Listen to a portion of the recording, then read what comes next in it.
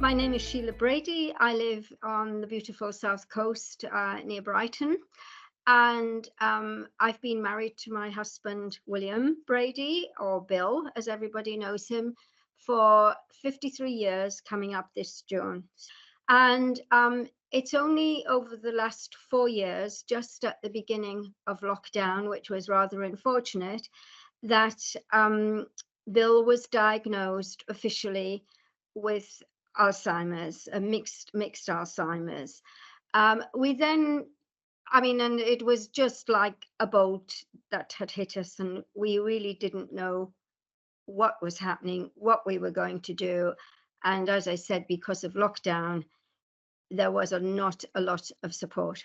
And then eventually we contacted the University College of London and got in touch with a very lovely consultant who does research for rare forms of dementia. And it was found that Bill has PCA, which is posterior cortical atrophy. And it had affected his vision. He wasn't able to see, he had no spatial awareness. So obviously it was very difficult. He couldn't read, he couldn't write. His listening skills were fine, but then eventually it affected his cognitive skills, and now he's totally nonverbal. And he can walk, which is very good, but there's no coordination.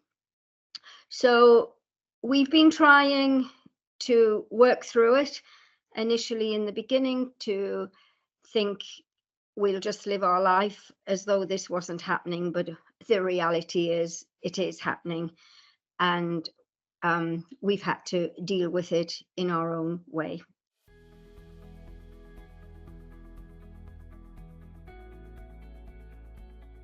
I've been a lived experience advisor since 2020. The reason we decided to get involved, and initially Bill was involved as well, because obviously he had some input, albeit very limited because of his verbal communication, was because we actually knew nothing at all about Alzheimer's. We hadn't experienced it with anyone. And I felt it was important to have an awareness of what is out there, what is happening in the world of medicine and research. And also, I think it was as well to give us some kind of sense of purpose that, people would learn from our experience, and hopefully it would be beneficial to other people. The first project we worked on was to do with the prescription of medication after someone has been assessed, and what affects the assessment and subsequently the medication that's prescribed has on people.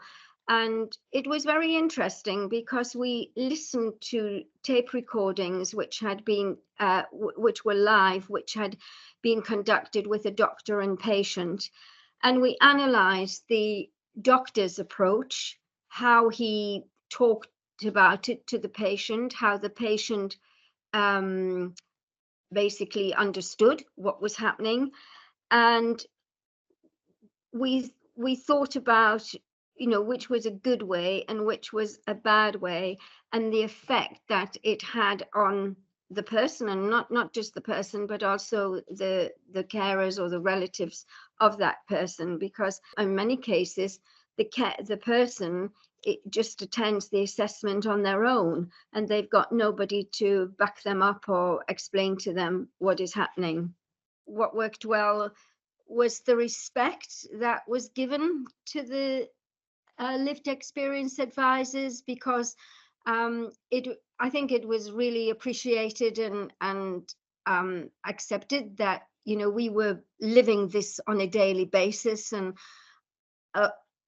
it's fine to be an academic and it's fine to read lots of things, but when you're actually dealing with it, you get a different perspective of things. And from that point of view, I think the the people who were leading the research, they valued that, I think, because they were actually learning something which perhaps they hadn't thought about. So it was a two-way thing. I think we helped each other.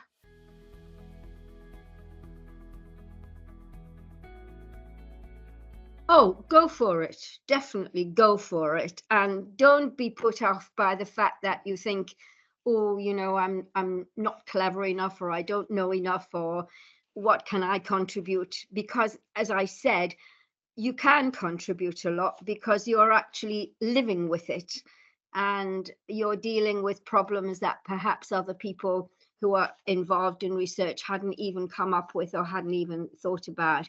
And I think as well, it's it's a good way to be in contact with other people. um, the first project that Bill and I did, we, over quite some period of time, we got to know the other people involved, and it was quite a nice a friendship to develop. And also, I think,